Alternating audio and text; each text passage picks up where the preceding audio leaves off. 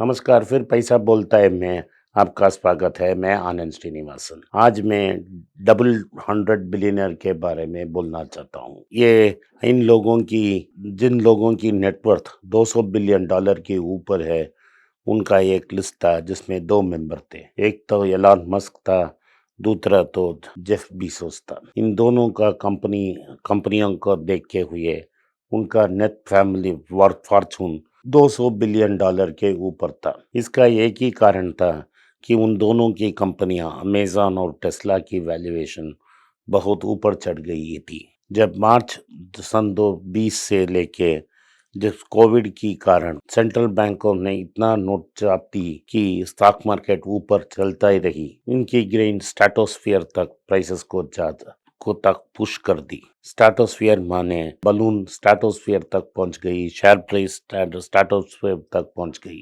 Stratosphere माने space तक की edge of earth atmosphere state तक पहुंच गई। इन दोनों ने रॉकेट में compete कर रहे हैं स्पेस की को जाने के लिए। तो जेफ बीसोस ने ब्लू ऑरिजिन उनके कंपनी के थ्रू दुनिया के दूसरे ऐसे आदमी बन गए जो स्पेस में चले गए। तो एलन मस्क का कंपनी है स्पेस एक्स, जो रीयूजेबल रॉकेट्स रेगुलरली चलाती है, और ये उन्होंने स्टारलिंक नाम का एक सैटेलाइट का रिंग बना दिया है जिससे दुनिया में सब जगह वो इंटरनेट बेचना चाहती है। अभी उन्होंने यूक्रेन में सभी जगह फ्री इंटरनेट भी दे दी है। इन दोनों को का फ्रेंडशिप नहीं है, उनका फ्रेंडशिप एनिमी चलती है, जिसे अंग्रेजी हम में बोलते हैं फ्रेनेमीज। तो इस फ्रेनेमीज में लगातार एलन मस्क जीता था क्योंकि टेस्ला का वैल्यूएशन बहुत ज़्यादा था और स्टॉक ऑप्शंस के कारण उनके पास ज़्यादा स्टेक था, इसलिए उनके वैल्यूएशन और नेटवर्थ बहुत ज़्यादा था।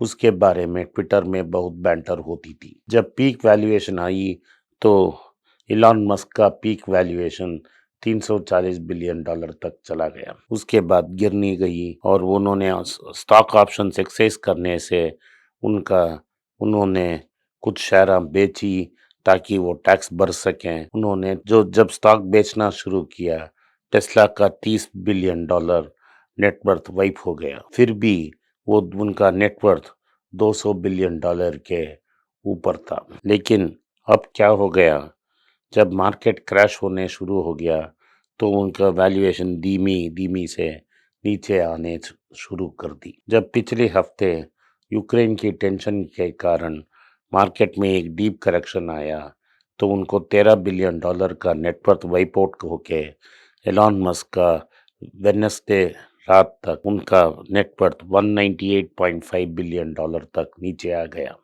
340 बिलियन डॉलर का फॉर्चून काट के अभी तक 198 बिलियन डॉलर तक आ गई। इसमें तो एलन मस्क का होल्डिंग लगभग 250 बिलियन डॉलर तक था और वो नीचे आके 198 बिलियन डॉलर तक आई थी। जेफ बीसोस का मेजॉरिटी होल्डिंग अमेज़न क्लास ए शेयर्स में है और उनका वेल्थ डिराइव होता है उन शेयर होल्डिंग से। उनका शेयर होल्डिंग 200 बिलियन डॉलर के ऊपर चला गया और उधर फ्लक्चुएट करता रहा और कुछ देर के बाद दिसंबर महीने से नीचे आने शुरू कर दिया, 200 बिलियन डॉलर के नीचे आ गया और उधर से वो नीचे नीचे आके अब सेटल हो गया लगभग 160 बिलियन डॉलर का। तो मैं क्यों आज ये बोल रहा हूँ कि 200 बिलियन डॉलर अभी तक के लिए बंद हो गई है, अभी कोई मेंबर नहीं है उनका। फेसबुक का मार्क ज़करबर्ग का वैल्यूएशन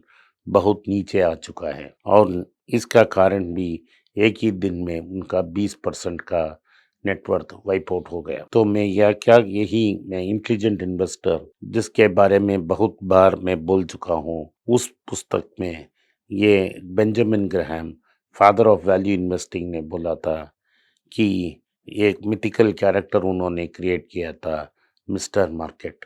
जो मिस्टर मार्केट है, जब मार्केट की मूड अच्छी होती है, कंपनी उनको पसंद आ जाती है तो वैल्यूएशन बहुत ज़्यादा ऊपर चला जाती है, जैसे टेस्ला का और अमेज़न का ऊपर चला जाती थी। तो मूड क्यों अच्छा था? क्योंकि इंटरेस्ट रेट्स इन्फ्लेशन नहीं थी और लगातार नोट छापता गया सेंट्रल बैंक। फेडरल रिजर्व ने मत अकेले नहीं था, बैंक ऑफ इंग्लैंड छापा था, यूरोपियन सेंट्रल बैंक छापा था और जापानीज सेंट्रल बैंक भी छापा था। इन सब पैसों से सारे एसेट प्राइसेस ऊपर चले गए, तो टेस्ला और अमेज़न बहुत ऊपर चले गए क्योंकि 3 क्वार्टर इन अ रो ये टेस्ला ने छोटी-सी मार्जिन और प्रॉफिट दिखा दी। फिर भी आज भी टेस्ला के पास इतना प्रॉफिट्स नहीं है कि वो सस्टेन कर सके इस बिज़नेस को। जब मार्केट शिफ्ट होगी इलेक्ट्रिकल व्हीकल्स तो सारे बड़े ऑटो मेकर्स इलेक्ट्रिक व्हीकल्स बनाने के लिए पहुंच जाएंगे। तो ये फॉर मिस्टर मार्केट को जब वो पता लगा दिया कि इन्फ्लेशन ऊपर जा रही है, क्रूड की दाम ऊपर जा रही है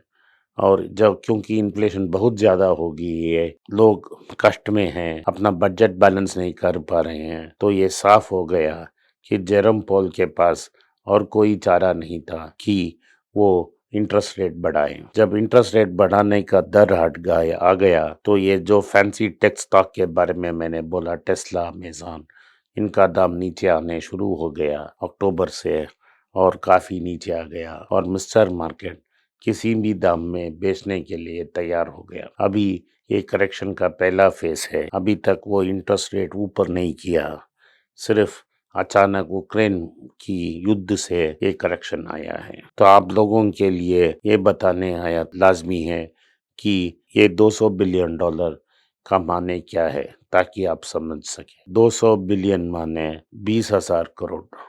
सो जो मैं बात कर रहा था, एलन मस्क के पास 20,000 करोड़ के ज़्यादा पैसा थे और जेफ बेजोस के पास भी 20 करोड़ यूएस डॉलर की ऊपर पैसा था। तो 70 रुपया से अगर उनको हमने मल्टीप्लाई कर दिया, दोनों के पास 1,50,000 रुपया के ऊपर पैसा था। तो ये सब मैजिकल फिगर्स लगते हैं, लेकिन ये अनरियल फिगर्स थे क्योंकि एक ईसी मॉनेटरी पॉलिसी ने वैल्यू को बहुत ऊपर चला दिया। तो जब मार्केट में इंटरेस्ट रेट्स ऊपर हो जाती है, युद्ध जैसा चीज आती है, युद्ध जैसा इवेंट घटना घटती है, तो मार्केट रियलिटी के और आएगी और हमको वैल्यू देगी। धन्यवाद, नमस्कार, जय हिंद। अगर ये वीडियो आपको पसंद आया तो आप मेरा चैनल सब्सक्राइब कीजिए और बेल नोटिफिकेशन दबाएं। अगर बेल नोटिफिकेशन नहीं दबाए तो जब हम वीडियो डालते हैं आपको नोटिफिकेशन नहीं आएगी। सिर्फ सब्सक्राइब और बेल नोटिफिकेशन दबाने से काम नहीं चलेगा। इस वीडियो को अपने दोस्त और रिश्तेदारों के साथ शेयर कीजिए।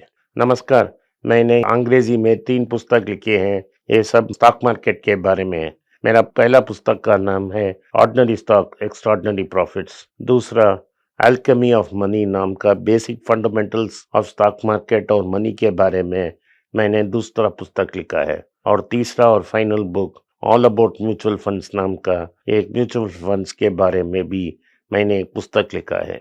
तीनों पुस्तक प्रिंट और किंडल में अवेलेबल हैं। जो किंडल में पढ़ना चाहें तो नीचे हुए लिंक को दबाने से वो सीधा अमेज़न की साइट में जाएगा। जिन जिन को हार्ड कॉपी चाहिए वो नीचे दिए गए व्हाट्सएप नंबर में अपना फ़ोन नंबर और नाम भेजें तो हमारा टीम उनसे कांटेक्ट करेगा। धन्यवाद, नमस्कार, जय हिंद।